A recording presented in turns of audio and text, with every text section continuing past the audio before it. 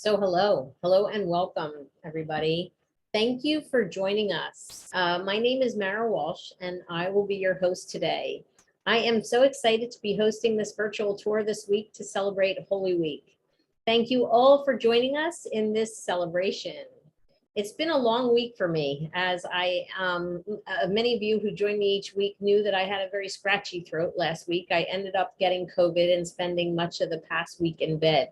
So I'm happy to be vertical again and moving on. So after traveling to Africa, South America, and Europe in the last 2 years, we would think that it would be while I was away that I would be most susceptible to COVID. And it turns out that it wasn't until I was home and comfortable in my own surroundings that I contracted it. So I guess the moral of this story is that we all should not be afraid to travel and see the world. There's no rhyme or reason to when and if somebody gets COVID or tests positive. So don't be afraid to live your life. I know that I am certainly not, whether I contracted this or not. Luckily, I am well and moving on into recovery at this point. So get out there and enjoy your life. I'm going to share a little bit about myself for those of you who don't know me. My name again is Mara Walsh. I am in the United States and specifically between Philadelphia and New York. This is the Eastern time zone. I mention this because many people have trouble converting the time when I post when these will be live. So you can always use New York and just say, if it's 5 p.m. in New York, what time is it in Melbourne, Australia, or wherever you are? And you can figure that out very easily with Google. As you may know by now, when we're not traveling virtually, I host guests on physical tours, as well as help others plan their own family and group vacations. My tours are mainly adult only. However, they are open to men and women. In the summer times, I do multi-age tours that are open to teens through senior citizens. If you want to follow our physical tours, please join my private Facebook group, Girl Travel Tours, where we can travel together virtually and you can follow along on your mobile device when I am out and about, which will start again next week. So I encourage you to follow along on our next adventure. When COVID struck, we were unable to travel physically, so I started traveling with many of my tour guide friends virtually. And thankfully, these virtual tour presentations have helped many tour directors earn some much needed income and have kept the excitement of travel alive for my travel group and for many of you. So they have served both purposes quite well. We've done more than 75 virtual tours and the recordings are all available on my website, girltraveltours.com. They are now indexed by region, which makes it very easy for you to find a region and explore the presentations. They are also on my Facebook page and my YouTube channel. So please feel free to go back and check out some of the recordings. We'll have some more tours planned for this coming year. Some are listed on my website, and there are a couple that you can register for at this time. We only have 2 up right now for registration. The Historic District of San Diego, which is going to be next Tuesday before I head out on my own tour. And then when I get back, we're going to see Madrid, which was rescheduled from earlier in the spring, but will be May 11th. I have a few more that will be coming on the schedule. So please, keep up and check them out and see what's coming up for you. We'll continue to try to produce these virtual tour presentations as long as you're interested in them. We will experience a lull, obviously, in the high travel seasons because my guides will be out on the road and so will I. Let's review a few ways that you can interact with us today. You can use the Q&A feature on the Zoom toolbar and you can add questions that would apply to the guide, would apply to me or my travel program, and we'll talk about them after the presentation live. You can also put a note in the chat if you'd like to, and I can deal with that and chat with you privately about that. Okay, so, and as you well know, I always like to put up a poll, which kind of gives us an understanding of what your connection is to the region. So we're talking about Jerusalem, Galilee, and that region tonight. So I'm going to launch this poll and say, what's your connection to the Holy Land? I've been and loved it. I have a trip booked. I plan to go in the future. I have no set plans, but I'm interested in the location, or I am solely interested in experiencing it virtually. I will give you a minute to put your voting in. It looks like there are a lot of people, more than a quarter of the amount of people on, who've been and loved it. And then there are a lot of people always who are interested in the location. So I'm going to end the poll and share it with everybody so that you can see what our audience is made up of. And then if that poll does not come down off of the screen for you, you might have to go up and just click on the exit button so that it takes it out for you. Today's tour, like all of our tours, are scheduled for 90 minutes plus the Q&A. So I hope you're ready for the presentation. And as you know, a tour would not be complete without a fantastic tour director. And we have a very experienced tour guide with us today who knows this region very well. Many of you know Amy, as she has led tours before for our group, and she's a perfect person to explain the connection between Easter and Passover as we virtually travel today in Galilee and Jerusalem. I will share with you via the chat and the Q&A how you can tip Amy if the presentation and your guide's knowledge steps out to you. All the tips go directly to the guide once collected, minus the Zoom operating expenses. So today I want to welcome back Amy. Hello, Amy. I see your video is on. Feel free to come on and take the controls and share your screen and go for it and bring us into the Holy Land on this wonderful Easter and Passover week. Thank you so much for having me, Mara. I love guiding these groups, and I'm super happy to be able to bring back another piece of the Holy Land today. So for those who have been with me before, then you may remember that I did a Jerusalem tour that you could access through the recordings. And I also did a Nazareth Bethlehem one a couple of months ago when we were getting ready for the holiday season in the wintertime. So this time I'm back with a very timely tour right now here in Israel where I am. We're getting ready for Passover in 2 more days on Friday night. And we're also, those Christian communities are celebrating Easter on Sunday, and it's in the middle of Holy Week already. And it's also Ramadan right now. So it's a very, very, very like timely moment for us. So it's fantastic, basically, as I said, to be able to share this with you. So I'm going to start sharing my screen right now, and I'm going to just go ahead and pull this up. So this is my open screen from Galilee to Jerusalem, Easter and Passover. Today's tour is really going to be focusing in many ways on the ancient world. So I'm happy to be able to think a little bit with you about what that meant 2,000 years ago at the time period where these holidays were just in a lot of ways getting their significant roots here in the Holy Land. And so I'm going to just use a combination today of maps, of videos, of stills, of 360-degree photography, of Google Earth, and hopefully it will start to become clear. So my way of doing things is I use, as I said, Google Maps a lot to be able to kind of explain things. So I just wanted to make sure everybody remembers where Israel is. I put my little stickies in, so all the blues and the yellows are things that I put in that I'm going to be talking about today. This is where Jerusalem is here. And for those who might remember from last time, this is where Nazareth was, and Bethlehem is just south of Jerusalem. So those are some places that we've visited before.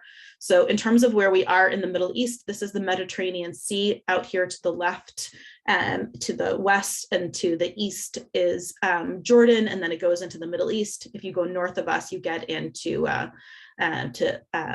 Turkey, and then it goes on all the way up here into the Mediterranean basin, sorry, Lebanon, and then Turkey is what I meant to say. I get so excited about what I'm talking about. South of us, we're going to go to Sinai Peninsula and then down into Africa. So this is just a little bit of a reminder of where we are physically. And our tour today is actually going to start us over here at Tzippori, just north of where Nazareth was. So let's just get a little bit closer there. So I wanted to show you a little bit again about like where things are in terms of these things. So I just put Tzippori at the top of the map just a second ago over here, and to be able to kind of check that out just a little bit. So for those of you who are putting messages in the chat. It's just as a reminder, it's really hard for us as guides to be able to see that at the same time. So I'm going to check all that stuff afterwards. But here's Nazareth, where we were the last time when we were speaking, and here's where Tzippori is. So what am I doing at Tzippori? So I'm at Tzippori because this is one of the major Jewish towns of 2,000 years ago. And I think it will help us to understand what the world looked like 2,000 years ago. So we're going to get even closer. We're going to head in, and we're not even going to go to the modern town of Tzippori. We're actually going to go to the National Park of Tzippori. So let's go just a little bit closer. So I got this really great overview shot. And so I'm just going to move you a little bit so you can see. This is the main watchtower. There was a main building up here in Tzippori of like not quite 2,000 years ago. And I'm just showing you like this whole bird's eye view. The word Tzippori in Hebrew, Tzipori, actually means bird. And so you're looking at like a bird's eye view. That's exactly what it was. It was like this whole hilltop city, not quite 2,000 years ago, as I said. And we're going to just be exploring just a little bit of it to give us some context for all of the things that we're talking about. Now, even though this is slightly, again, sort of, we're going to kind of go a little bit back and forth about the world of Passover and the world of Easter and sort of what those things mean. As I said, we're going to start off over here. This is an archaeological dig. So I wanted you to be able to see that this is actual archaeology that's been happening over here over the last several decades. So the things that I'm telling you are based a little bit in actual archaeology and a little bit in the research that's been done around, as well as text from the ancient world. So it's exciting to be able to look at this. I think one of the things that happens is when we're looking at archaeology, we tend to think to ourselves, well, that doesn't look like someplace I want to live. So I'm going to remind you that actually the world, the ancient world where people actually lived, was a lot nicer looking. So I'm going to show you some examples of that in another moment. Just going to turn you all the way around so you understand and remember how 360-degree photography works if you haven't been with me before. So you can usually see all around. I'm just going to move this to the side. All right. And so I'm going to move you. So I want you to be able to see that actually this is a reconstructed building here in Tzippori that had these amazing mosaics. Now, it's been 2,000 years and they've had to do archaeology here. So the mosaics are pitted right now, but you can see what an incredible amount of work went into creating these designs. So this is what I meant when I said that our misconception when we look at archaeology is to say that their lives were not as amazing as ours. What they were missing is really like technology. So 2,000 years ago, at this time period that we're talking about, then people had beautiful mosaic floors. This particular town was actually very well known for its mosaics. And we think in a lot of ways that the space that we're in right now is kind of a training ground potentially even for other mosaics. It's hard to say exactly why they had as many mosaics as they did, but it depicted the world around them. And this town of Tzippori was actually very famous because it was the site where after the destruction of the temple in Jerusalem 2,000 years ago, the Jewish community resettled here and they started to adapt their Jewish practice to a world after the temple was destroyed. Now, all that's going to become very important for us a little bit later. But among other things, a whole discussion was happening here in Tzippori about what was allowed on a mosaic. Like, is it just these kind of geometric designs that we can see in front of us? Or was it this, I don't know if you can see this because it's kind of sideways, but this kind of centaur person here that's like a person with an animal's body. And eventually here in Tzippori, this is part of the discussion in Jewish practice, where eventually they decide that sometimes art is just art.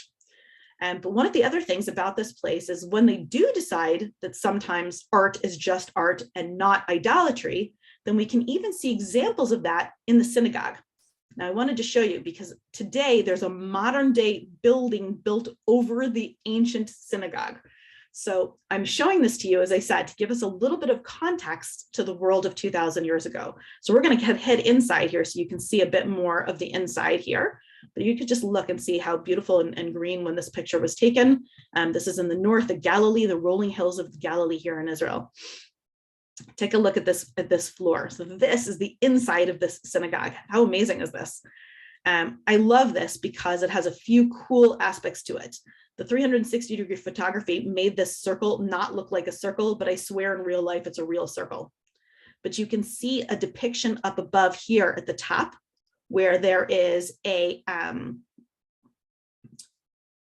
there is like a menorah up here, which is a symbol of the temple from Jerusalem. So if you remember what I said, the temple, by the time the synagogue was built, the main temple, of which there were two, had been destroyed.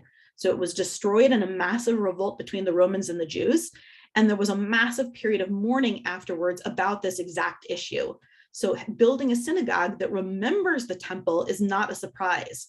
What is a surprise is this circle that I swear really is a circle. It just got, like, as I said, the 360-degree photography mixed it a little bit, but you can see that it's a big circle. And I think my next actually view of it is less mixed up, well, almost the same. But these things around this are actually the signs of the zodiac, which is always a surprise because it's not like a super Jewish connection. But you can see all of these connections over here, reminding us that the world of Judaism was always adapting and changing. And having said that, in spite of the adaptations and changes along the way of Judaism, in a place like this kind of synagogue, which existed after the destruction of the temple itself in Jerusalem was always a touch point. Now, I'm mentioning that to you because the period of time that we're talking about when we talk about Easter is just before the destruction of the temple. But it was on the eve of all of this kind of change and this new way of looking at the world and all of this like reconsideration of what Judaism itself was really going to look like. And so I'm pointing this out to you because Jerusalem, as I said, is always going to be a touch point. So this synagogue, as I said, it's like from a few centuries after the destruction of the temple after Jesus. And I'm going to show you a second synagogue in a town now that's connected to Jesus, but a little farther away. So let's go back over here and let's head this direction. All right, so we were just north of Nazareth. We were at Tzippori, and what we're going to do now is we're going to jump all the way to the northern part of the Sea of Galilee, which is up here, and we're going to go to Capernaum. Okay, so in Hebrew it's called Kfar Nahum, and we're going to head over here. And I just want you to see again where we are. Okay, so we're at the northern part of the land of Israel. That's Haifa over there, and we're just going to jump over here to this other synagogue to give a little bit of a sense of it. This is an amazing synagogue, and its dating is always an archaeological question, but it's sitting here at Capernaum, another synagogue in a site that we very much connect with the world of Jesus. So this is going to come back to sort of this question of the ancient world 2,000 years ago and how the people were practicing.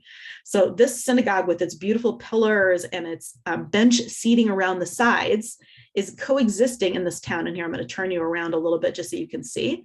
There's a whole bunch of archaeology and a modern day building. And what's just behind these trees is the Sea of Galilee. So we're right on the edge of the Sea of Galilee. And the town that we're in a lot of ways, is nicknamed the town of Jesus, even though, as you may remember from the Nazareth tour or from history, that Jesus actually grows up, if you will, in Nazareth. But these towns, all of them, Tzippori and Nazareth and here at Kfar Nahum, like all of these are kind of interconnected, because this was where the main part of the Jewish community was living about 2,000 years ago. So from this area that we're in right now, people would have gathered as a Jewish community. And during 3 different times of the year, this Jewish community that might have gathered in a place like this, although this one is a little later, would have gone to Jerusalem about 3 times a year for special pilgrimage holidays known as the pilgrimage holidays. So Passover, which is coming up now in the current calendar in 2 more days.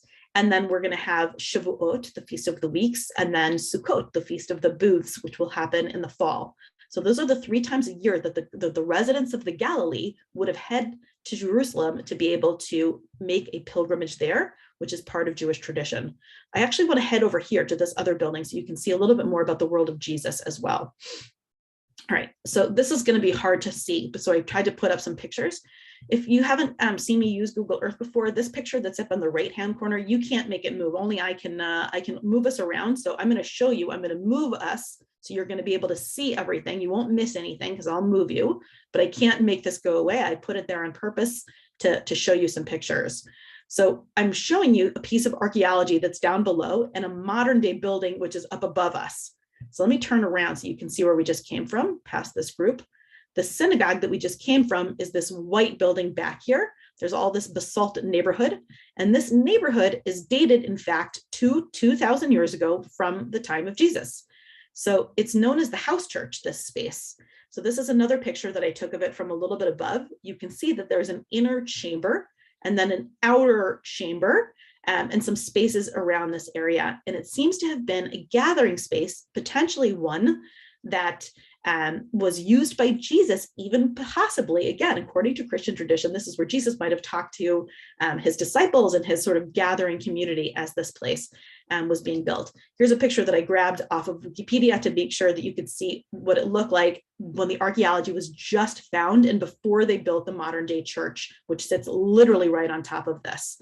But the modern day church is actually, as I said, I'm just pulling that down so you can see it's right up above us. And then we're going to go in there for a second so you can see it. All right. So if you look at it from the outside, it looks like an octagon because the shape of the building below is an octagon. So we're sitting above, like this little gallery looks down on this church that was down below, which, as I said, is a place where Jesus may or may not have been doing some of his ministries early on. So this whole town, this whole Jewish town that we're talking about, I think for all of us is going to help us to kind of understand a little bit about what's happening. By the time Jesus ends up in this area, this is after he started to gather his disciples in the Galilee. It's after he performed, according to Christian tradition, the miracle at Cana, which was known as the miracle of the wedding, the marriage at Cana. And so we're here like at the very kind of beginnings, if you will, of the early Galilean ministry, to try to talk about how this is going to connect, as I said, back to Passover once we get to Jerusalem. So now that you understand this site a little bit better, at least I hope you understand it a little bit better, and the world of the Galilee where Jesus was coming from, then we're going to be able to head a little bit part of south of us. Now, I don't want you to misunderstand. Not all of these towns are listed in the Gospels, and not all of these towns are listed in Jewish texts. We often see, for example, Tzippori only connected in Jewish texts and don't see it in the Gospels. And the other way around for Capernaum and for places like Nazareth, those are connected to Christian writings. And so both of these places we know are from about the first like few hundred years after the turn of the century, from the 1st century or so up until about the 4th century. So that's the time period that we're talking about. And we're going to focus our energies a little bit on the 1st century of the Common Era, also known as the 1st century AD or CE. Okay, so we're going to move on for a little bit from where we were. If I think about in terms of what was going to happen next, then hopefully we'll understand that from Capernaum, here again, where Jesus was potentially connecting with this community of fishermen, all right next to the Sea of Galilee, then eventually Jesus is going to head up to the top of this mountain known as the Mount of Beatitudes. And if I zoom in on it, you'll be able to see it's a little bit of a mountain. Google Earth is, let's see if I can make it do what I want. You can actually see that it's a mountain sitting over here. And we're going to head over there so you can see that there's a modern day church built in this place, which turned out to be the site of the Sermon on the Mount.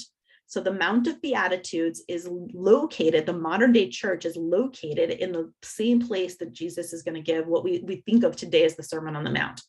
So what is the story of the Sermon on the Mount? The idea is, again, that Jesus is talking to a Jewish community, and he himself at that time period is still considered Jewish. And so he's talking about what we would think of in a lot of ways as an inspirational and motivational talk to his disciples and the community around him on this beautiful hillside.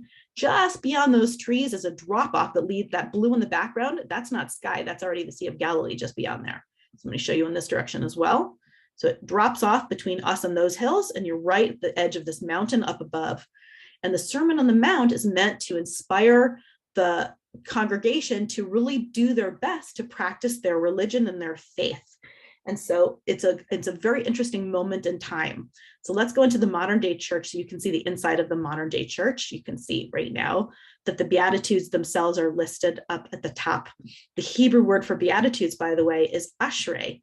And so we have a version of this, actually, this prayer that we use. And you can see that all around this church are windows that remind us where we are. So each of the windows shows us like the outside world, which Jesus was relating to with his disciples. And so I like this church very much in terms of its potential for like sitting and contemplating. So I'm just going to turn this around so you can see all of the incredible grounds around here right now. And you can start to get a kind of a picture in your mind about what this might have looked like. So here's the hills of the Galilee out there. Here's the Sea of Galilee down below us. You see that the whole thing leads down just beneath us down below. And this was really the world of the Galilee from 2,000 years ago, as I said, at the eve of the destruction of the temple in the 1st century of the Common Era. So we're going to head back over to the Sea of Galilee, and we're going to catch up here. We're not going to go to every single spot in terms of the world of Jesus, because our focus is slightly different today. So I'm actually going to jump forward a little bit to the final part of the Galilean ministry, and we're going to head over to the area of a site known as Tabgha. You might also know it by the name, the Church of the Multitudes of the Fish and the Loaves. So here, Tabgha, Church of the Loaves and Fish. Tabgha is listed here. It's a Anglicization of a earlier name of this particular site. There's actually 2 churches over here. One is about the loaves of the fish, the loaves and the fish, and a second church, which is actually dedicated to the primacy of Peter, which is right next to here. Just one small point, by the way, as long as we're talking about churches, one of the really fascinating things here is that most of the churches in the land of Israel are built on sites where tradition says something actually happened there, that we're not bringing a relic in to create holiness, but the holiness is from the site itself. But again, all of these churches are built much after the death of Jesus and the resurrection of Jesus, and they're built by much, much later people, because at his time period, when he visits these sites, he's still considered by the local community to be part of the Jewish community. So let's head down there and take a look a little bit at this particular church. So we're in this courtyard again. This is today a modern day courtyard. This is the first glimpse we're going to see of an olive tree.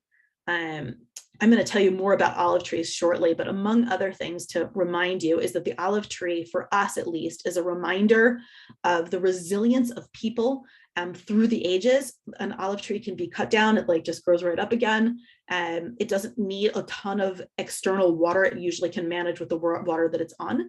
And this space that we're in is a working monastery. So what we're going to do is we're going to try to head through that doorway there. Let's hope that the Google Maps will allow me to walk into the church with you. So as I said, I'm just clicking on it so I can move. I'm just going to show you that we're in the same place in that courtyard behind. And we're just going to go right through that open door.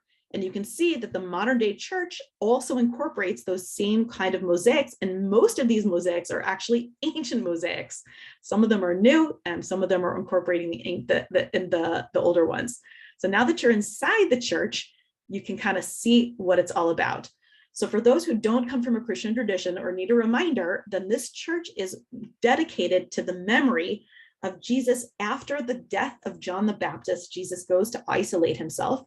And when he comes out of isolation, then he comes back and he sees that that the community is gathering around him. And he finds that there is, his disciples say we should send everybody home. There isn't enough food here. And eventually a boy comes with fish and loaves, and they eventually are able to feed the multitudes.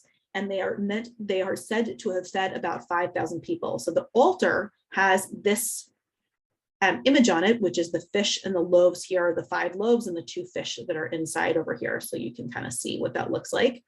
Here's a picture of the altar from a little bit closer up from what we were before. So you can see a little bit more about that.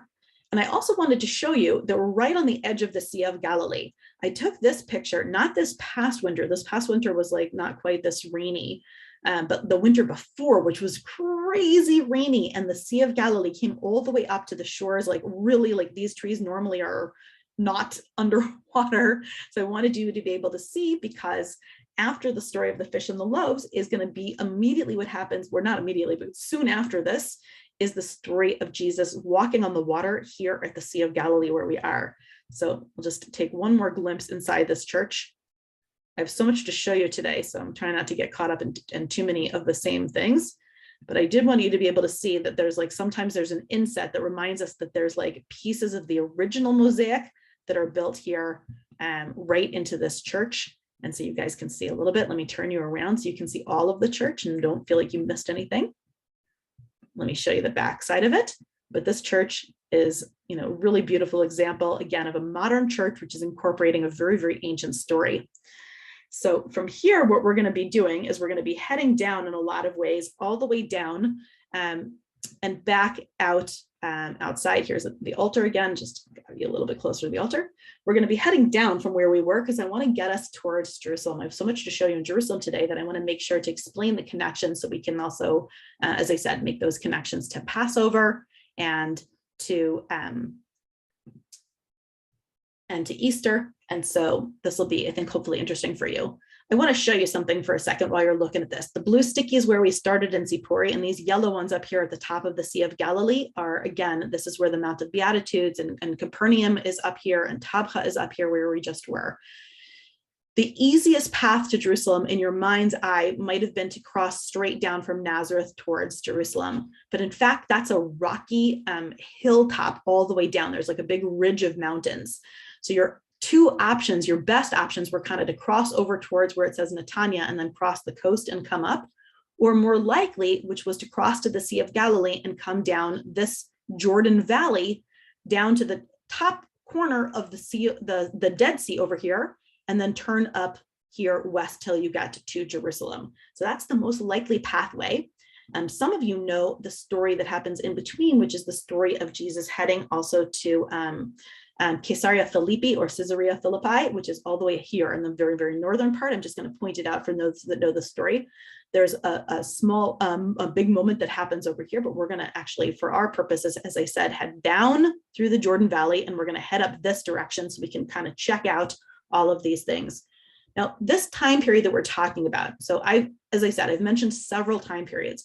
Mostly what I've been talking about is the 1st century of the Common Era, but I did show you synagogues in Tzippori that were much later and in Capernaum, which were much later. And we're going to start to see like this question of what do things look like? What is preserved? How are people trying to preserve their faith and their religion in the face of discrimination and of uncertainty and even of oppression? So we'll see what happens along those lines. So when we come into Jerusalem, we're going to be visiting a few different places. So most of our story is going to take place in and around from the area where it says Mount of Olives up to Mount Zion. This is the area, including where it says the Church of the Holy Sepulchre, where it says Western Wall. That's all our story today. We're going to hop a little bit into the Israel Museum today, and we're going to do a little bit at the very end here, right outside of the Old City, but the Old City itself is here, okay? You can start to see that kind of the parameters of the Old City around this direction over here to be able to understand some of the sites that we're going to be looking at. Let me just get a quick check on the questions for make sure we're good.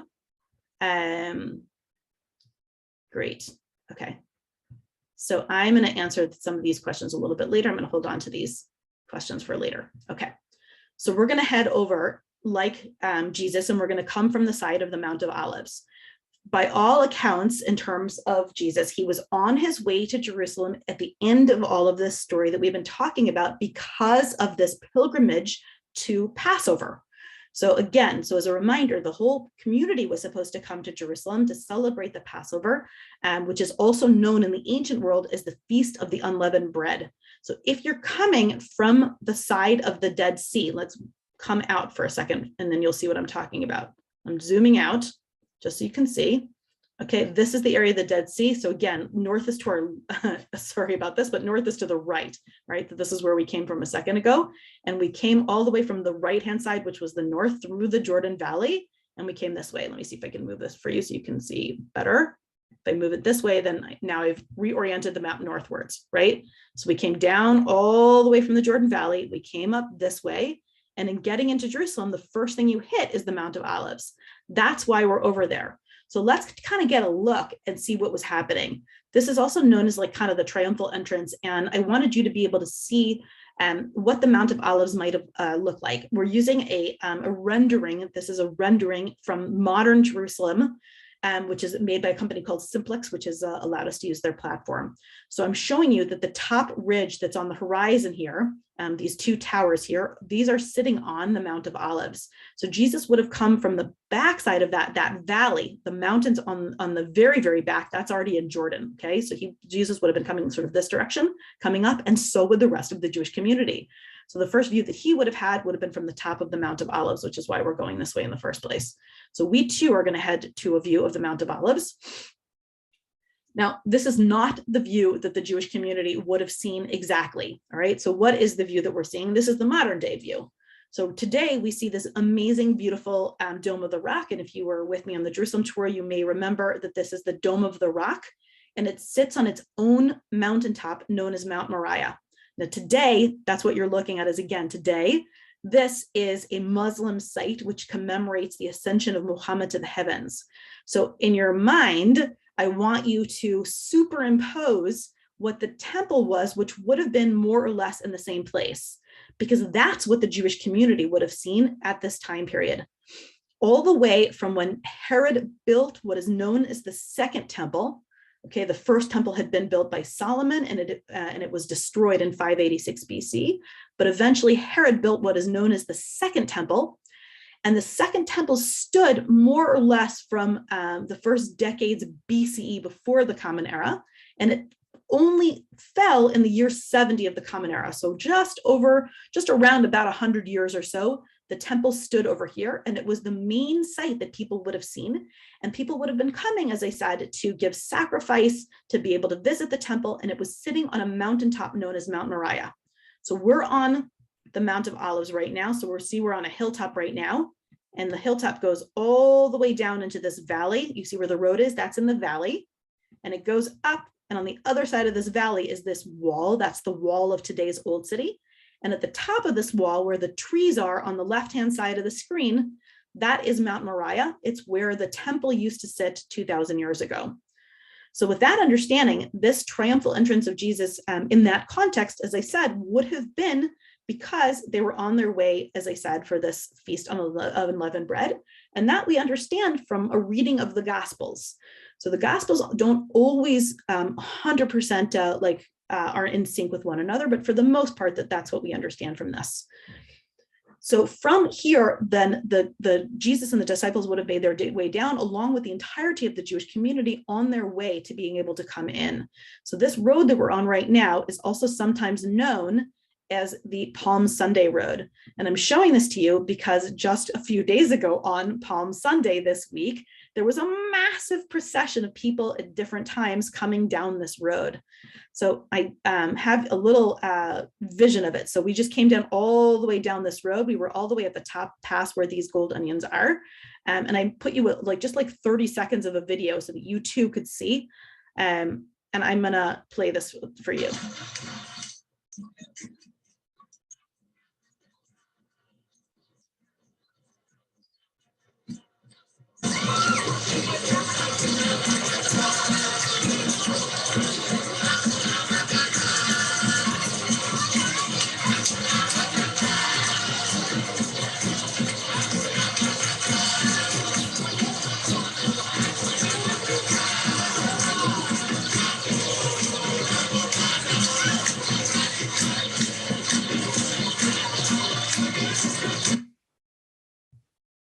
Okay, so now that you've seen just a little bit of what this looked like just this week during Holy Week, there were a series of processions. Because Jerusalem is home to more than one Christian denomination, we have lots of people and lots of times. So all throughout the day, there were these processions by the Greek Orthodox community, by the Franciscan community, by every community that you can think of coming down this entire way. So it was really exciting, and people were on their way. I'm going to just turn you around so you can see, on their way into the Old City, which is behind those buses there. And so what we're going to do next is we're going to understand that we're going to be back here in this location in a little while, because we're right next to the Garden of Gethsemane, but we're not quite there yet in terms of what we want to talk about. So if Jesus was on his way to be able to visit this site at the period of Passover, then what was he doing here? He wanted to be able to, this is another beautiful view of the site. He was on his way to be able to see Jerusalem itself. So this is a great view. And the reason I put this one here is because on his way down this mountain and into Jerusalem to celebrate the Passover, then it's a tradition that Jesus stopped and wept over the upcoming destruction of Jerusalem. So I wanted you to be able to see that. And there's a church that's built just behind these people. I actually have a second view of it so you can see it. Here's Jerusalem again. And let me turn you around because this view of the church is really a good one. And the person who put this picture really did a great job because they got the reflection of Jerusalem right into this glass window. This church faces out towards Jerusalem. It is known as the Dominus Flevit Church, the Jesus Wept Church. So it's kind of a cool one to be able to take a look at. These vases at the top on these corners are actually known as a tear vase in archaeological terms. Traditionally in the ancient world, you would use this vase to collect tears and mourn somebody's loss. So this church, the entire church, again, it's a modern church built around an ancient church and an ancient story, which is to commemorate Jesus's arrival into Jerusalem and his weeping over what's about to happen. So here it is in the snow. Again, just to give you like another view of it, the whole church is shaped like a teardrop. So the designer of this church, Antoni Berluzzi, shaped it like a teardrop because the church is a reflection of the story itself. So Jesus is mourning his own, at this point, he's starting to foretell in a lot of ways his own crucifixion, and he's also mourning what he knows to happen, which is going to be the fall of Jerusalem, which will happen just a few years after his crucifixion. So we're going to head ourselves, as I said, into the city to talk about the celebration of Passover in the city, which is what they were on their way to do as well. So they started on the Mount of Olives, but people wanted to be inside the city of Jerusalem in terms of where they were. So we're going to take a look for a second and try to understand what the city might have looked like and where people might have been and what they were doing. So this crazy view that you're looking at, I know it's very blurry, but look where it says model of Jerusalem and Second Temple period. That's what I'm trying to show you. There's a model that's an amazing, amazing model here at the Israel Museum, right next to the Shrine of the Book, which houses the Dead Sea Scrolls. But this model shows us what Jerusalem looked like 2,000 years ago when the Jewish community was celebrating here. So I gave you here another rendering of this so that you could have seen a little bit about Jerusalem at this time period. So this is you're looking at a picture of the model. So here, this big square is where the temple itself would have been. This is the Temple Mount, this big square at the bottom. And then on the upper left, more or less, would have been the area here of where the Herodian palace is. If those of you who were with me in the Jerusalem tour, then more or less this is where Jaffa Gate is of today. And so when we're thinking about this, the area of what we think of today as what is known as Mount Zion, which is where Jesus and the community is going to go to celebrate the Passover, is somewhere here in this area, okay, on the left-hand side. So I brought a few more pictures to be able to kind of clarify this. This picture that you're looking at right now is taken looking towards the east. That is to say, we are standing, metaphorically speaking, in the west, and we're looking back towards the temple. So this is a few things I wanted to be able to show you. This is what this upper part of the city would have looked like 2,000 years ago. By the time of Jesus, then Herod had already died, but we're going to backtrack for a second into the world of Herod for just a moment so that we can understand the city itself. So if you can make it out, there's 3 towers here. This is the palace of Herod with these 2 red, very red roofs right at the bottom left of the screen, or the left bottom quadrant anyway. And this would have been the Herodian palace. Herod was king more or less until Jesus was born. And so again, with a few years, it's again, in ancient world, it's hard to say exactly, but for the most part, this is where it was. So during this period of Herod, then again, he built the temple in Jerusalem to serve the Jewish community, even though there was also a Roman community at that point. There was Roman rule and Herod was working for them.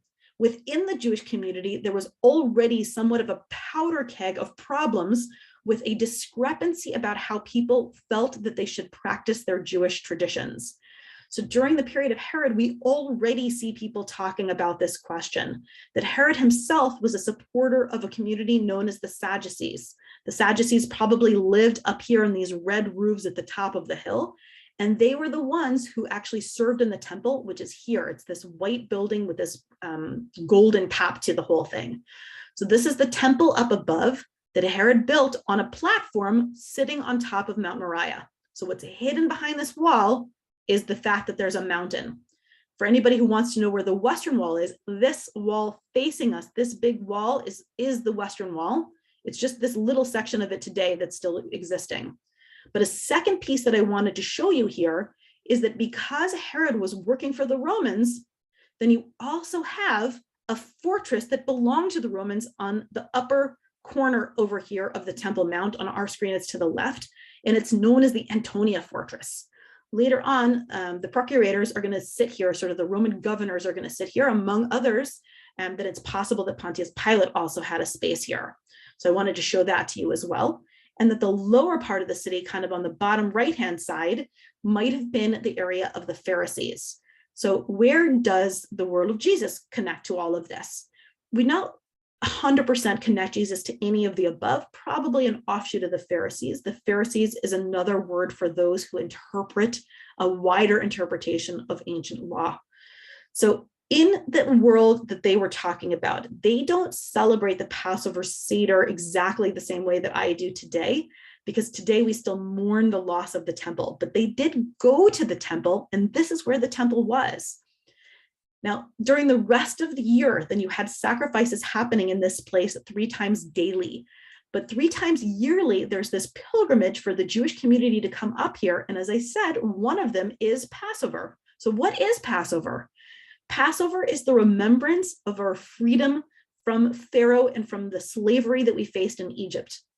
Many years ago, okay, so over 3,000 years ago, then we escaped from about 3,000, let's say 250 years ago, then we escaped from slavery in Egypt, led by Moses.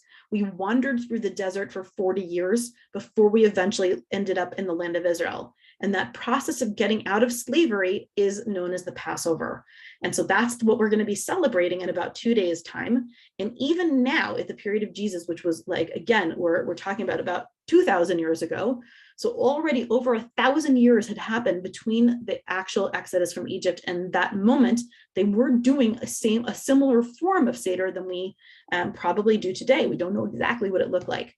So if you're wondering what the temple looked like a bit more close up, then here is another rendering of it from the eastern side. So we were standing up at the top of the picture on the western side a second ago, and now we're looking at from the eastern side. So we can see very clearly the platform that Herod built. We can clearly see the temple in the middle of the whole thing. And we know that 2,000 years ago, during these pilgrimage feasts, that anybody could come up to the top of the mountaintop. There was a court system here, and there was people to see, things to do. And then there was eventually a place where only the Jewish community could go. And then beyond a certain space, there was a place that only the priest could go. And then inside the building, only the high priest could go himself. So it was a very holy spot. And now we can again see on the upper right-hand side that Antonia Fortress that I mentioned to you a minute ago. So all of this, as I said, is like very clear. Now, in terms of this space, I'm going to fast forward for a second to the destruction. Okay, so I'm going to fast forward past the crucifixion of Jesus, and I'm just going to talk for one moment about the destruction of Jerusalem when Jerusalem itself falls. So there was a historian 2,000 years ago known as Josephus, and he tells us that during Passover, there were Roman guards standing up here at the Antonia Fortress, watching down below, probably to make sure that the Romans were getting their cut of the sacrifices and of the of whatever was happening in the temple down below. According to Josephus, in one of the best lines in the ancient world, he says, and I quote in translation, "One of the Roman guards turned his backside towards the Jews during the feast of the unleavened bread. He raised his garment and made a noise as indecent as his attitude." That's one of my favorite lines. And according to Josephus, that's how the rebellion really begins. And it's at that time in the year 66 that eventually the temple will be destroyed by the year 70, and the Jewish community will completely fall apart. Now, once the temple is destroyed, our celebration of Passover is going to move from this visit to the temple to becoming more about the ritual celebrations that we have today, which includes the Seder. So with that, having said all that, in terms of understanding what this world looked like, Now, I want you to understand, again, actually, I'm going to pull this map up for 1 second, that this at the bottom would have been the eastern side and the top is the western side, okay? So here's where the Mount of Olives would have been at the bottom, and where Jesus probably would have gone for his Seder is here in the upper left-hand corner of the city to the area of Mount Zion. So I wanted to show you that before we head over there. So I brought you just for a moment the steps to the temple itself. So this is the southwest corner of the Temple Mount. So remember in the last picture, I showed you that there was a massive platform. What's hidden from our eyes is in fact the idea that this is like part of this, part of it. Let me just head towards here so we can kind of make sure we see everything. So we're going to just turn around for 1 second so you can see one last part of this that I wanted you to be able to see, that this up above us is the idea of the area of the southern side of the temple. I'm mentioning this to you because this would have been probably the main approach. You can see it over here on this section here. I think I have a better picture here. A set of stairs that are difficult to make out, but I promise that they're here, would have been right here in this section. And the reasoning I'm mentioning this to you is because at some point between when Jesus crossed over through the Mount of Olives and the night of the Seder, okay, then it seems that Jesus came to the temple and overturned the money changers table. And the reason that he did that is because the money changers are considered to have been corrupt. And so he is making a point about all of this. So all of this story, again, is taking part 2,000 years ago before the modern history that we have today. Today, Jerusalem is a very different city with Christians, Muslims, Jews. But as a reminder, we're talking about 2,000 years ago about this ancient world. And at this point, this is still even pre-Christianity, certainly pre what we understand Islam to be today. So we're going to come to that in just a couple more minutes. So having said all of that, these are the steps that people would have walked up to be able to enter into the temple, into the area of the temple, in order to give their sacrifice for Passover or for any of the pilgrimage holidays from the ancient world. Now the steps, here's some actual ancient ones, and then up in the right-hand side, these are modern ones that were put in. All of them created in such a way to maintain the pace that was happening here. So I wanted you to be able to see all of that as well. We're actually going to move ahead. All right, because I want to move us to Mount Zion. I have so many things to show you today. So we're standing now on top of the area of Mount Zion itself. Okay, so what we can see in front of us is a church known as the Dormition Abbey. It's considered the final resting place, if you will, of Mary before she ascends to heavens. But I actually wanted to show you something different. We're standing on a site which today has a mosque that's gone out of use. One floor below us is the room of the Last Supper, and 2 floors below us where we're standing right now is the tomb of King David. There are layers and layers and layers of history here wherever you look. So the history that we're focusing on today, as I said, is one that happens before the mosque was built, and actually, again, before Christianity itself even gets started, because we're still talking about the life of Jesus during a Jewish period. When we're standing up here, I wanted to be able to show you inside the room of the Last Supper. So I did that with you in still. So I'm just going to pull those up for a second so you can see what it looks like in the inside. I think all of us, when we talk about the Last Supper, don't think about Da Vinci, right? So I put up a picture of Da Vinci. I'll show it to you in just a moment. But the other thing is that when I think about the Last Supper, it's not necessarily super obvious that the Gospels tend to relate to this as a dinner that happens on the first day of the Passover holiday, which by nature would make it a Passover Seder. So there's lots of connections to be made in this place. Now, this room today has gone through lots and lots and lots of different uses. Now, remember, we were just up above our heads a moment ago where we saw the minaret of the mosque, and you can actually see on the right-hand side the remains of the mosque that was here during one of the Arab periods. And beneath our feet is the tomb of King David himself. King David is the one who established Jerusalem. So how do we know that this is the room of the Last Supper? So first of all, it's tradition. This is where tradition says that this happened. That's one of the most important things about this place. Here's a second view of this. It's an empty room today. It does, as I said, have remnants of the mosque that was here before. And one of the things that we can start to see, for example, is this statue of this olive tree. The olive tree reminds us that actually Christianity thinks of itself as a new shoot on an older growth. All right, so the new shoot are the new branches that are coming at the top. And the word for new shoot in Hebrew is netzer, and the word for Christianity is netzrut. It's from the same root. So in Hebrew, Christianity itself is considered the new shoot, although this particular statue actually incorporates all 7 species that are native to the land of Israel that are part of the biblical species. So it's nice to be able to see that.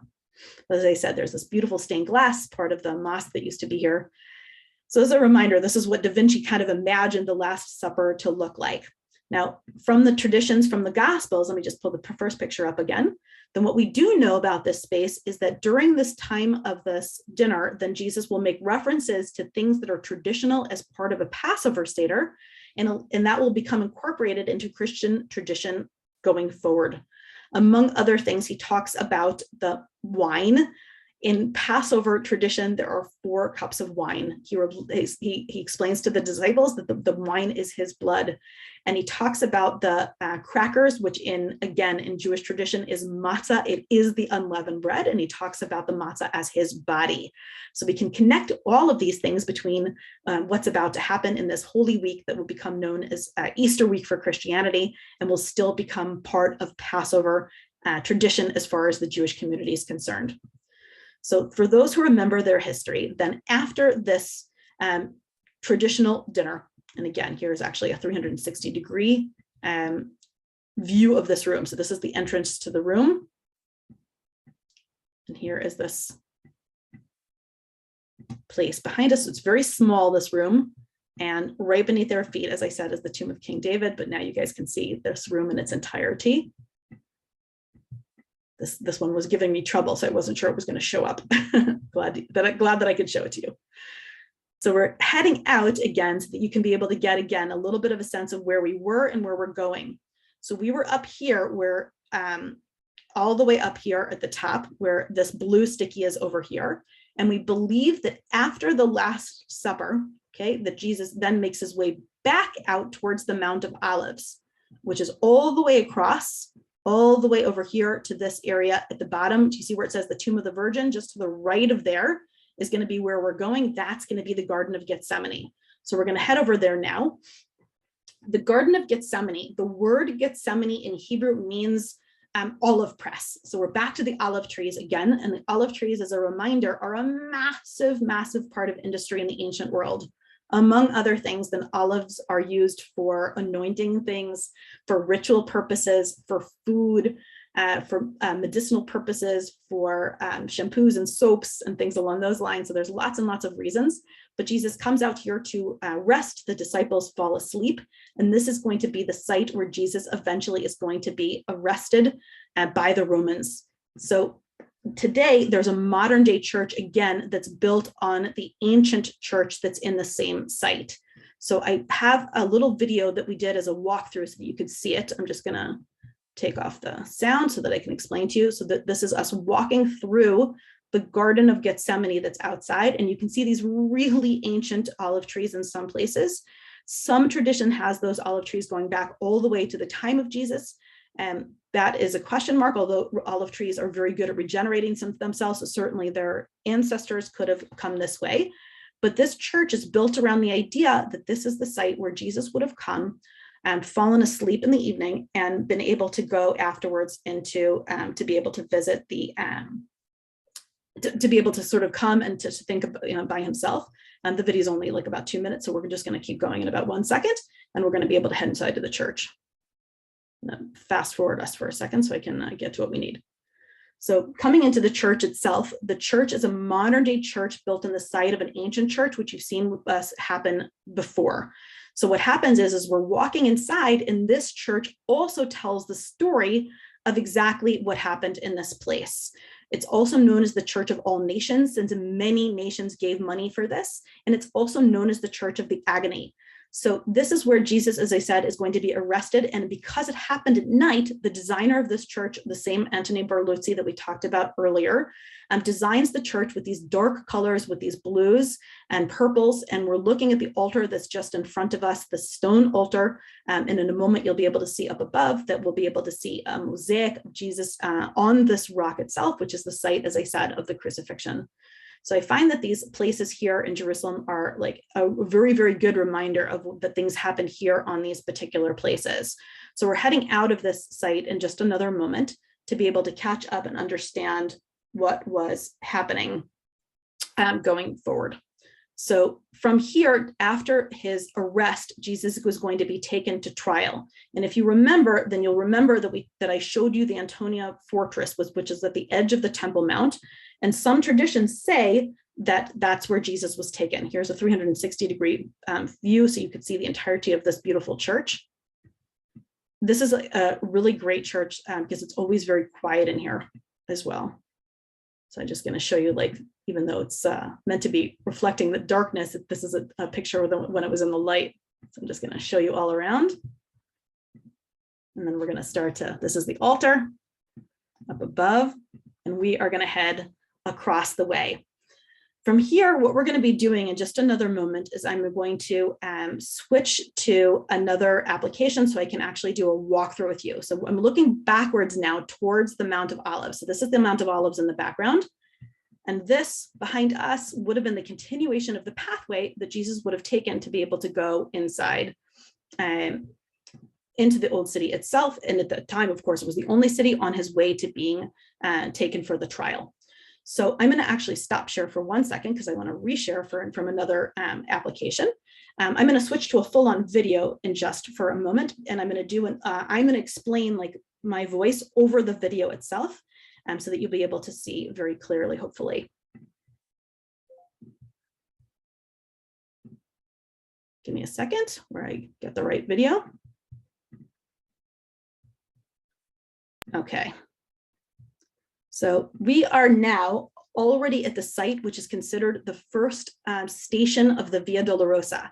So this is the 14 stations of the Via Dolorosa commemorate the pathway of Jesus on his way to the site of the crucifixion, which will take place at the Church of the Holy Sepulchre. And so again, there wasn't a church there then, it was an outdoor location. So this place where we are right now is more or less in the same area where the Antonia fortress was in the pictures that I showed you earlier. So that's the first station. And as we walked, we're going to go right past what is known as the second station. The second station is going to be up on our right-hand side in another 10 seconds. And that is the area where Jesus was flagellated. He was given a crown of thorns and he was handed the cross to bear. Why was he given a crown of thorns? That's the Mount of Olives in the background there, like that's east of us. And now we're turning back westwards. This is showing you the second station. He was given the crown of thorns because the Romans were making a little bit of fun of Jesus and sort of putting him on display as if he was a false Messiah. So his disciples were followers of his, but he was being treated by the Romans as if he was a false Messiah, even though his followers were very, very strongly following him. So we're coming to a corner where we're going to turn and we're going to meet up with the third station in just a second. If we turn to the right, we would have gone actually all the way out today to the northern part of the city. Today it is known as Damascus Gate. It leads towards Damascus. But we're going to turn to the left and you can see these ancient stones that are embedded into the modern day street level. That's one of the reasons that people believe that this is the right pathway to be following at this time period. So the third station, which is coming up on our left, is the first of 3 times that Jesus will fall. This is commemorated in the tradition of the city, although some of these are not specifically mentioned in the Gospels. At the fourth station, which is what we're looking at right now, then this is where Mary mourns for the upcoming crucifixion of Jesus. So this is where Jesus and Mary take their leave of one another. And we're on the street, as I said, known as the Via Dolorosa. The Via Dolorosa is known as the path of suffering. So we're walking actually right now through the modern day Muslim quarter of the city, even though you see Israeli flags because it's still part of Jerusalem, which is a Jewish city.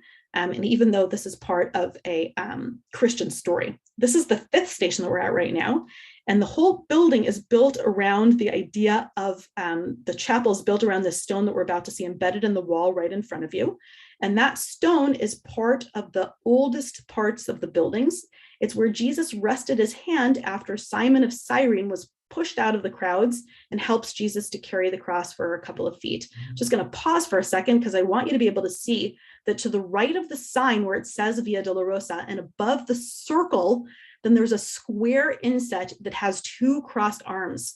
This is a Franciscan sign. That's Jesus and the St. Francis of Assisi. And above them is what is known as the Jerusalem cross. It's a 5-part cross, one main cross in the middle and 4 around the sides. Some people believe that that is significant of bringing the 4 corners of the world together to Jerusalem. Other Franciscan traditions have that as symbols of the wounds of Jesus.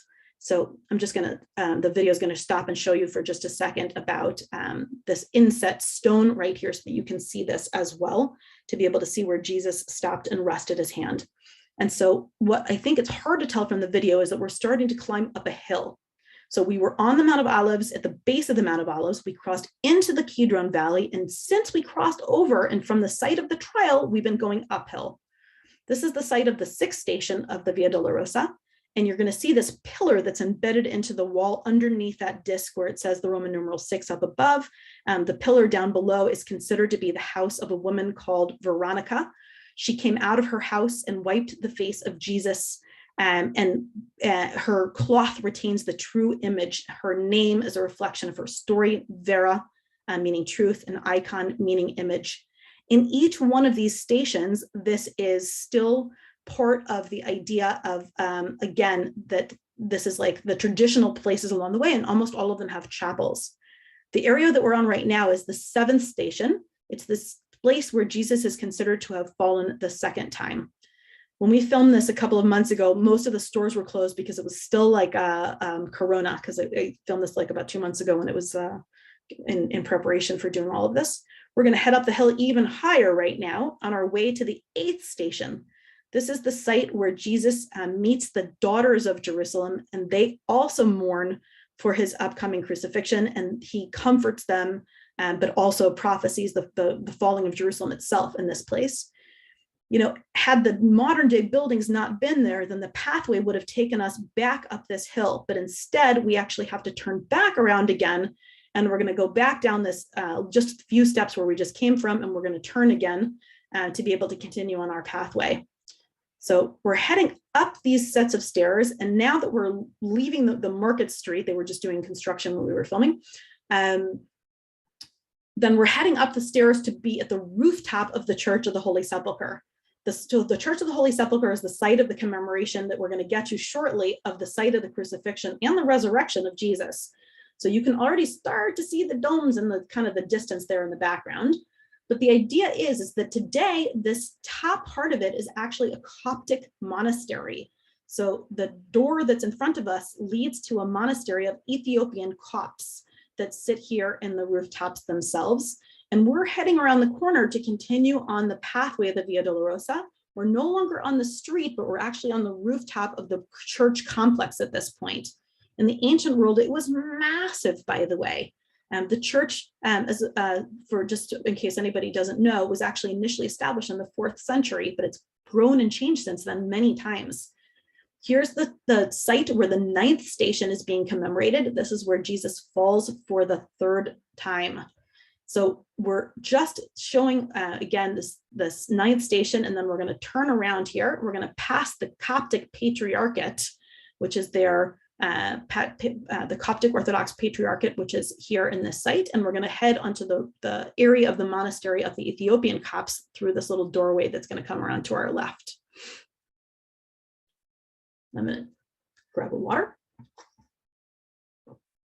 So coming in and just showing you back this little space that we came onto, we finished the 9 stations that were outside of the church. I'm just going to show you this rooftop before we head into the church itself. So this rooftop where we are right now is 3 stories above the site where Helena, who was the mother of Constantine, and he was the Roman emperor, came and she found what she believed to be the true cross.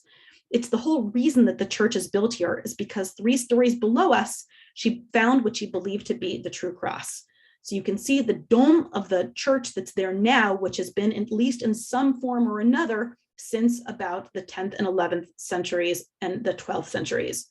So this space that we're in right now with these small green doors, as I said, is a working monastery with Ethiopian monks, and we're going to be walking right through their spaces to be able to get to the main courtyard of the church. Now, because this has been disputed for most of its history, Helena was here, by the way, about 1700 years ago. But hundreds of years go by under Christian rule. Eventually, Islam takes over. But then the Crusaders are going to come along and they're going to rebuild this. And where we just came from was sort of the dining room, if you will, of the Crusader Knights. But now we're heading through already just like an adjacent building to the main church. And we're walking through the Ethiopian chapel now to be able to access the main courtyard itself. Jerusalem is complicated. Jerusalem is definitely complicated. And one of the things about this place that we're going right now, as I said, is a reminder of like what was happening here 2000 years ago. So as a reminder, the Romans are in charge in these spaces where we are right now, 2000 years ago. And Jesus was working in the world of Judaism at that time period. It's only after his crucifixion and his resurrection that the community will start to relate to Christianity as a separate religion than Judaism. Here, this is still just the last bits of the Ethiopian church. And now we're coming outside to be able to take a look just to our right, which is the area known as Calvary or Golgotha. It is the site of the crucifixion itself. On the bottom right is the site where Jesus is stripped of his garments. That porch on the upper windows there is part of the Armenian chapel. There are 6 different denominations of Christianity that actually have a home in this church. Most of the church today that you can see, the facade mostly is a indication, at least, of the way that it looked during the Crusader period. So there was used to be access to Golgotha from the outside. That's where those 2 guys were sitting. But today, the access to Golgotha is on the inside. So we're going to walk into the church, and then we're going to climb up on a hill. Now, remember, all of this was outdoors at the time of Jesus. Only afterwards, then a church is built around it. That's why we're heading up these stairs to be able to see what's happening at the top of the stairs, which is the site, as I said, of Golgotha or of Calvary. It's known by several different names. So this is the Latin chapel here. And what you are looking at right now is the area, the mosaic that is depicting the story of the binding of Isaac. That's Abraham nearly sacrificing Isaac before the angel of God stopped him. And now in front of you, you're looking at a similar mosaic with Jesus being laid out. So here's back to Abraham for just a second. Abraham with a striped coat, that's Isaac on the ground, the ram on the left, the angel of God. And then going back over to this mosaic, then we're starting to see also the site where Jesus is nailed to the cross. And this imagery is very similar. This is Jesus, that was Mary above him. And this is the site here right in front of us. That was the 11th station. And this is the 12th station that we're looking at right now. I'm going to pause for a second so I can just catch up with myself. Here at the 12th station, this is the site of the actual crucifixion. This glass that we're looking at, this is the glass that covers over the mountain, right? We're on a hillside, and the Greek Orthodox have created an altar over the site of the crucifixion. Many people come to reach down into this little space underneath this altar to be able to touch the site where the post of the cross was probably sitting, according to local tradition here. And so this is a Greek Orthodox chapel, and that was the 11th station where Jesus was nailed, where we saw the mosaics. This is the 12th station where Jesus is actually crucified. And then the 13th station is just to the right in the black altar that's to the right of that altar.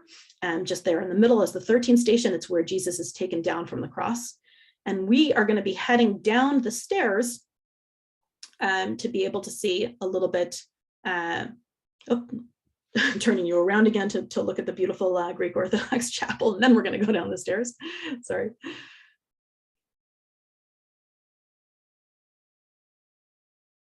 I'm going to actually move us a little bit forward. There we go. Now we're going to head down these stairs. So I was showing you just up above here that we're going to head down below. Sorry, I love this chapel, so I just kept going back to look at it over and over again, but we're going to go down the stairs any second. Here we go. So you could see that we're on a balcony. So remember, the reason that we're on a balcony is because the church is built around an existing hilltop. Then I stopped to look at this mosaic, which is again built by the Greek Orthodox, showing you the 3 parts of what happened here. On the far right-hand side, it's Jesus being crucified. And then in the middle, in a second, we're going to be able to see Jesus being anointed in preparation for burial. And that's what's happening on the far left-hand side, which is Jesus being placed into the tomb itself. So this mosaic is a reminder of the 3 pieces that happened here. When Helena originally built this church, by the way, she built two different churches, one for the crucifixion and one for the resurrection. Here, that was the site of the preparation for Jesus for burial. It was known as the Stone of Unction, and it's where Jesus was laid out in order to be prepared for burial. Here, we're going to the main part of the area of the sepulchre. That space in front of us is a building that covers over the tomb. So above our heads is a dome, and we're going to go look at the sepulchre from its front view. The area where the light is there is another chapel, but we're going to look at the front of the tomb itself. This is a space which the Greek Orthodox have control of, and above it is a dome. Initially, I'm just going to explain for a second before we go into this tomb. Initially, Helena cleared out the area around the tomb of Jesus. Okay, and then the dome was built in order to commemorate the church. But because people were coming and taking away pieces of the tomb, then eventually the building was built inside the church to protect the tomb. So I hope that made a little bit of sense. This is us walking inside the tomb of Jesus. This was unusual that we were able to go in. Again, now tourism is starting to come back here. But at the time that we were doing this, it was there were very few people around. And so we were able to go in and take a look inside, but we're in the anteroom right now into the outer chamber. And right now it's a Greek Orthodox chapel. And when we go through this doorway, then we're going to be into the actual area of the tomb of Jesus. According to tradition, then the crucifixion takes place on a Friday. That means that the Last Supper was likely the night before on a Thursday, that the crucifixion and the burial happened on Friday. And what we understand is that when the Christian community, or actually Jesus's community, I shouldn't say the Christian community, but the Jesus's community came to check on the third day, which is the Sunday, they found that he was not there. And their understanding was that he had risen to continue to do his ministries before he will eventually ascend to the heavens. That is to say that what we just saw right now is considered the site of the resurrection. The tomb is also considered the site of the resurrection. And in many languages, this church is known as the Church of the Resurrection.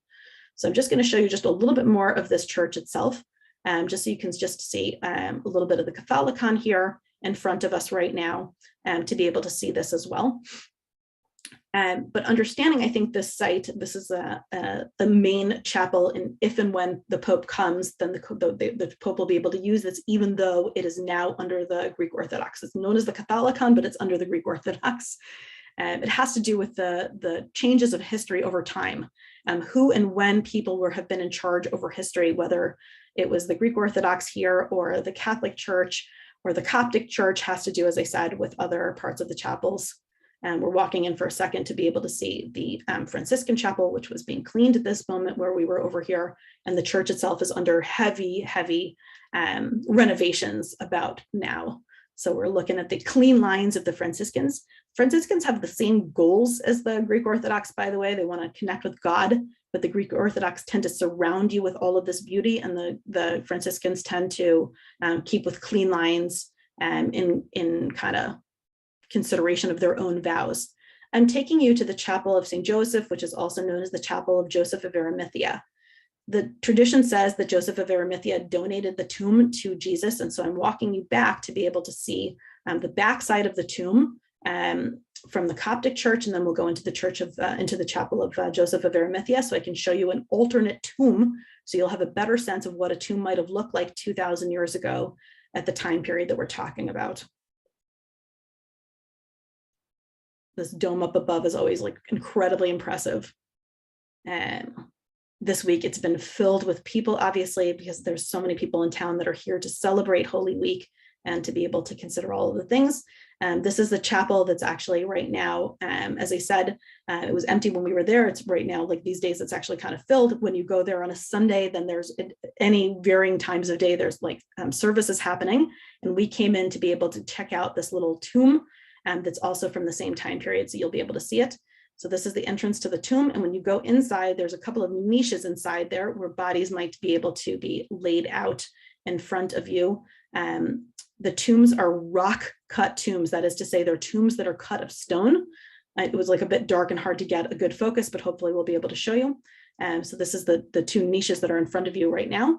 And those two places would have been for laying out bodies until after about a year, when you could move the bones into the center section altogether. So having understood the church itself, I think that I wanted to make sure to be able to show you this church in all of its different pieces, because I think it's such an important part of understanding what was happening here 2,000 years ago. So we're heading back out into this next section, but I'm actually going to stop here the video at this point here.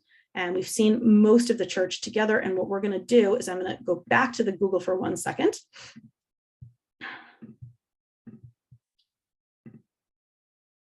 And I want to be able to head from here actually all the way over to the area of the garden tomb. So most Catholic traditions have these stories taking place, as you saw, at the area of the Church of the Holy Sepulchre, but I did want to show you this alternate location, since some of you come from a Protestant background, to be able to understand this site that's known as the Garden Tomb. So the Garden Tomb is outside of the city walls. It was identified a bit later in history, but it has the same tradition that this is in fact the site of the tomb of Jesus, but the earlier site that you saw just now might have been a misidentification. So as somebody who comes from an outside tradition, I like to be able to show you both, and so that you'll be able to understand what different traditions around here have to say. So this is the entrance to the tomb here. And we also made a little like 30-second video here of just walking in. So you can see this is a video actually that we just took like very recently, like in the last 2 weeks, just to be able to kind of walk in here and to be able to see the inside of what this tomb looks like. This video is only about a minute. It's just going to give you a sense, as I said, of the same idea that this is also a rock cut tomb. It's from the same time period. And so you can see inside that there's like a little bit of a fence there to make sure that people don't come and take pieces of the whole thing away. You can see that there's a little bit of a stone building back there. And there's also a tomb here, more or less from the same time period. And so which of the sites, you know, people always want to know which one is right or which is the correct site.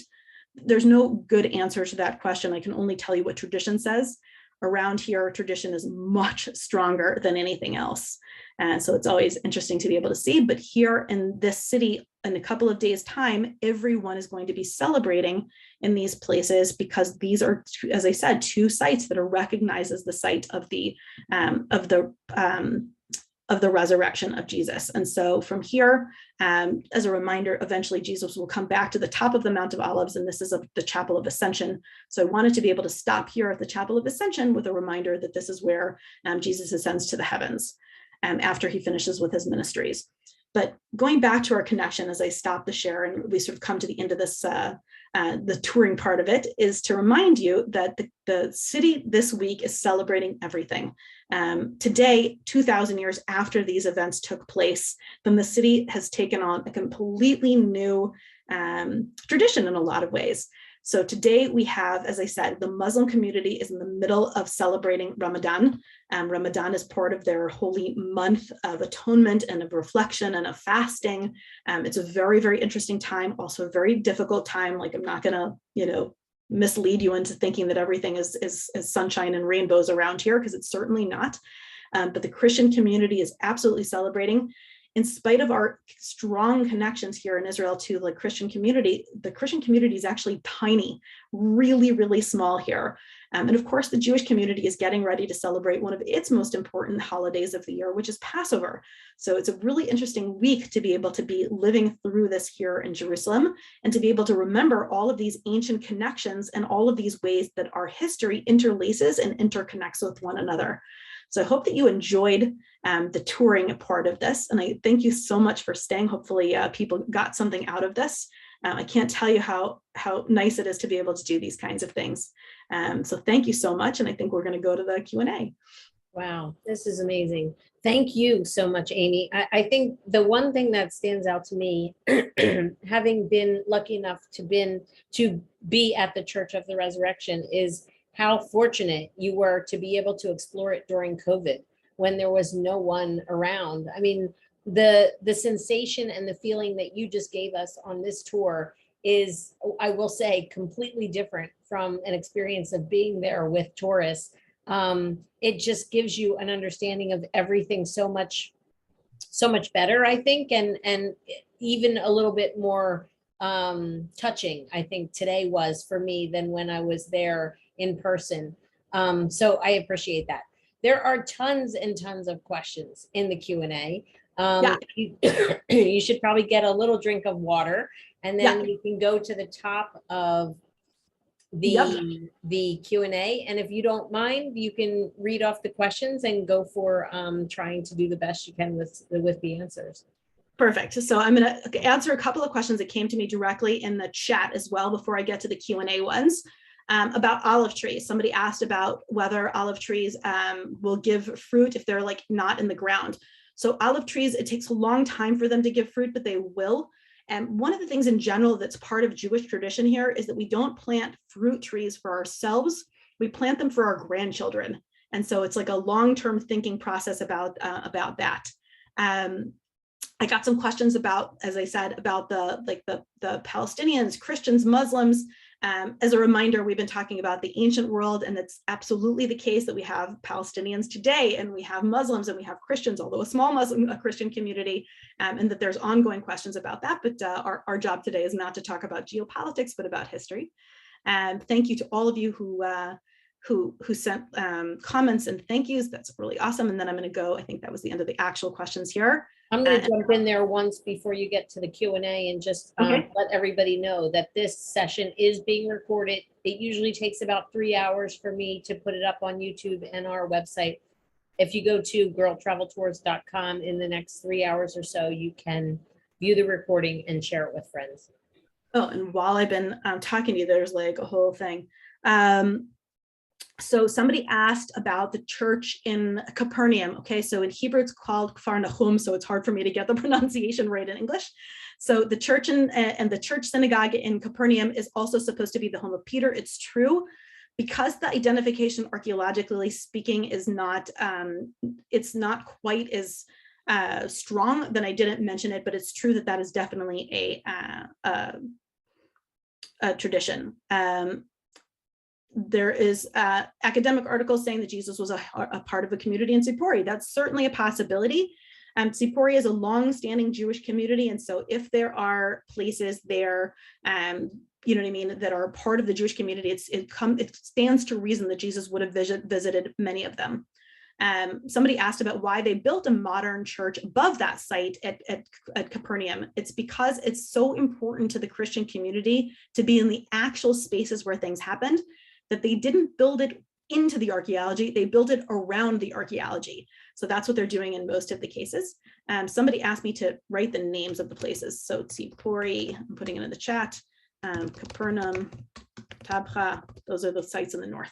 So I just put those in the chat. Is it pronounced Capernaum or Capernaum? Just curious. It depends on who you ask. In Hebrew, as I said, the name of the city is Kfar Nahum, the city of Nahum, which is somebody's name. And it also means the city of of reflection and comfort, like somebody that would comfort you. So in a lot of ways, many English towns that you know are named for something that is actually initially in Hebrew. Like Gethsemane is an olive press, and actually in Hebrew it's Gethsemane. So there's all sorts of kinds of things. Somebody's mentioning that Jesus was said to have fed 5,000 men. In early times, women and children weren't counted. Fair enough, no problem. I am a tour guide and not a theologian, so I'm so sorry if I made mistakes. That's on me. The rock below the altar of the Church of Loaves and Fishes. The significance is to locate the actual spot. When the churches in the land of Israel are built, then they're going to include some part of the actual bedrock so that you know that you're still part of the physical land. Somebody else is asking about archaeological proof about the temple existing. So the temple in the ancient world sits in the same place today as the Dome of the Rock. Since the Dome of the Rock is an incredibly important holy site to Muslims, there's no chance that we'll do any kind of digging there.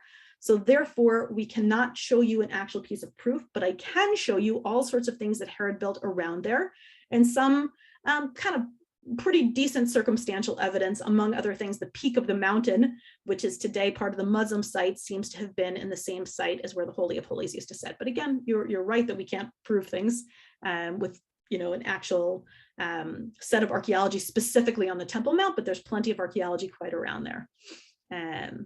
Fantastic. Plans to rebuild the temple. So the reason the temple hasn't been rebuilt is because in the first years after its destruction, the Romans were in charge.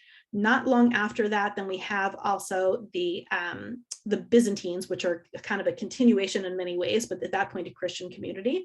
And after that, there was a Muslim community. So the next time that the Jewish community had sovereignty after the destruction of the temple was 2,000 years later, really only in 1967. Okay, 48 was the year of the War of Independence. 67 is when Jerusalem is reunited.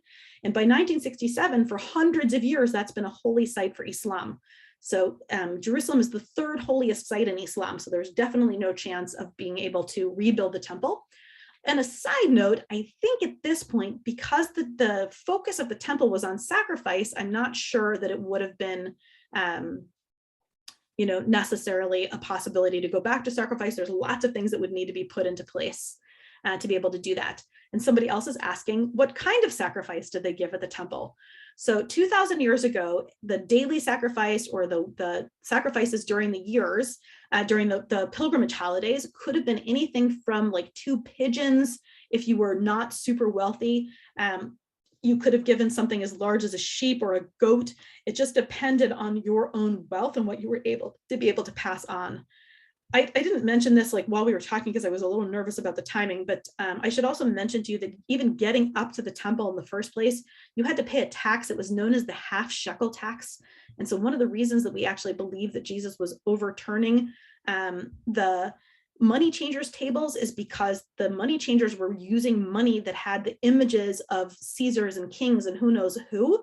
And at that point in history, then that was not allowed. It was like part of graven images. It was considered idolatry. Remember I showed you in Tzippori at the beginning about sometimes art is just art and that they made that decision in a later part of history. That's where that comes back to, just as a by the way. During Easter season, do people walk this path as a pilgrimage to recall the Stations of the Cross? Definitely. I didn't go super into like the actual details of Jesus's arrival into Jerusalem because I was kind of focused on other things. But the Palm Sunday is a recreation of that, and the entire week is filled with processions here, 100% through this. Like through this whole week, there's going to be processions. There's things that are happening all of the time, a ton of different traditions specific to the different denominations. And one of the denominations, if somebody's asking, is the Ethiopian Church Christian? Yes, the Ethiopian Coptic Church is a Christian Orthodox church. There's a Coptic church that's part of the church. There's the Armenian Coptics, there's the Ethiopian Coptic church, the Syriac Coptic church. All of that is part of the Coptic areas, and the Ethiopians are part of that as well. Isn't the table as you enter the church where Havra cleansed Jesus's body? Yes, I didn't focus on this long enough, and I apologize if it wasn't clear enough. But in between the site of the crucifixion, and we came down the stairs and we looked at the mosaic, there was a big stone on the bottom next to it, and it's known as the stone of unction. Let me just put the word unction into the chat. U-N-C-T. And it's where Jesus was prepared for burial. Okay, so that's known as the stone of unction. And yes, it's right when you enter the church. Yeah. Isn't the Dome of the Rock also the site of Isaac's sacrifice? Yes. Yes. The same place, the Dome of the Rock today, which has, again, this shrine to the ascension of Muhammad to the heavens for Muslims, was the site of the temple 2,000 years ago. And it was the site 4,000 years ago for Abraham to be able to take Isaac and almost sacrifice him. So it's also the site of the Garden of Eden. And so there's lots and lots and lots of times like connections to the Temple Mount for all the different religions. What is the best time of year to visit Jerusalem? Not Holy Week. When is it least crowded? So I would avoid Christmas week, which tends to be like everybody's vacation. I would avoid Easter week, and I would avoid the week of Passover if it's not overlapping, which it almost always is. And I would avoid the week of Sukkot. Otherwise, you are totally set. The lowest of the low seasons are, I would say, the first week of December and the very end of January. That's like the kind of the lowest season. In terms of like good weather, it's now like the end of April, beginning of May is just beautiful. Really early October to late October, always really good, as long as you're avoiding the holidays. Somebody asked if I'm in Jerusalem. Yes, I am in Jerusalem. I am in between.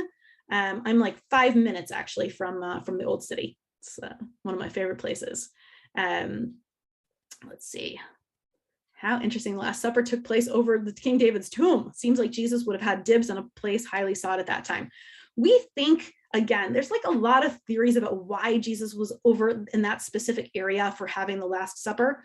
If I think about it as a Passover Seder, which I do, again, because of my own tradition and background, then likely one possible thing is to be able to say that the Mount of Olives was outside of the Old City. Even then, it was outside of Jerusalem. And the area of the Room of the Last Supper was inside. And that means that they probably wanted to celebrate Passover inside Jerusalem. And it's not clear if they had the tradition of King David's tomb being there exactly at that time. That I don't think that was a tradition then, but it's certainly that part of it now. Is there one particular place that speaks to me personally? First of all, I love history, so I love the entirety of all of this. There is very few places that don't speak to me. As a Jerusalemite by adoption, then I love Jerusalem the most, but all of the parts of Jerusalem, I love it so much. Thank you for everybody with nice comments. Do we know, plan to visit Jordan? 1 second. Going on to the questions.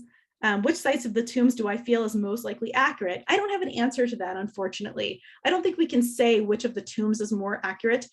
There's only tradition. I think the site of the Church of the Holy Sepulchre is a much more ancient connection. It's 1700 years old versus less than 300 or 200, even actually less than 200 years old for the Protestant site.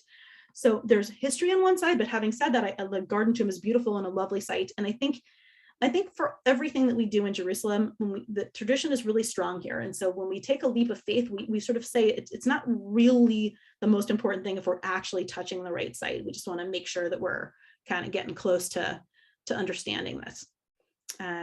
Thank you to everyone who was asking about tips. I know that Mara is sending theirs because a few people have asked here. Why are there so many churches?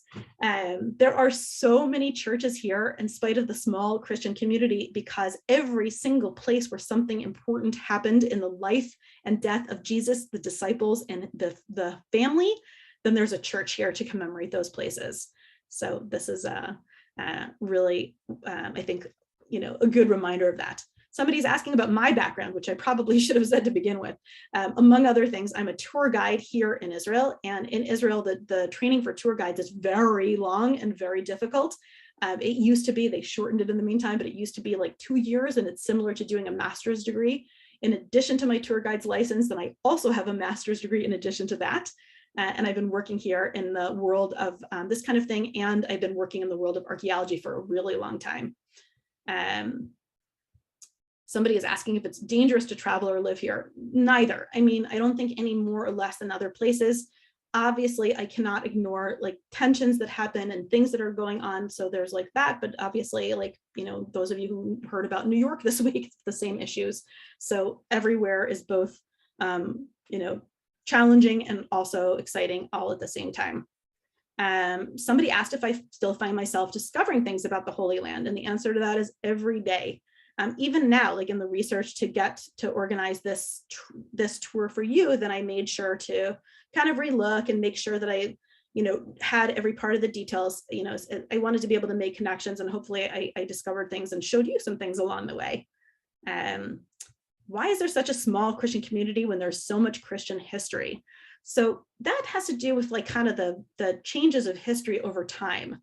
Generally speaking, the Middle East has less Christianity in general than other parts of the world. I think that the strength of the state of Israel, the modern state of Israel as a Jewish state, had to do with the fact that it was, again, like, I actually don't have a great answer for this question. I'm just going to leave it. I wish I had a better answer. I'm so sorry for the person who asked, and I'm not giving you a better answer.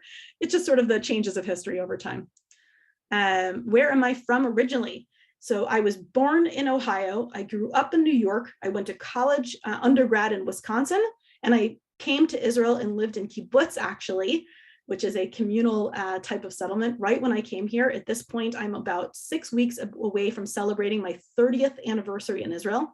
I live with my husband and my 2 kids, who are 12 and 13 and not sleeping, even though it's 1:40 a.m. And so they're on vacation this week because Passover is coming up. So it's fantastic. I think I got most of the I actual. think I think you did pretty well. I agree with you. I will voice this one comment only because it hit me very, very much as well, because I was in the same situation, not necessarily attended Catholic school for so long, but certainly went all through a Catholic religious upbringing. And it says, I have to say, after 12 years of Catholic school, Amy has explained the Christian tradition better than anyone else I've ever heard. And I have to agree with that. I think that is a wonderful thing to say, that you brought it down to our level so that we can understand it well. So thank you. My pleasure. Well, I want to thank everybody for joining us today as well. Thank you for coming out and celebrating Holy Week together with Amy and me. And I look forward to seeing you again in the future next week. But thank you again, Amy, as always. And I look forward to bringing maybe another location back on the schedule for you to visit with us in maybe in the early fall or so. So have a great week. Take care, everybody. And thank you, Amy, again for coming. Thank you, everyone. Have a great night.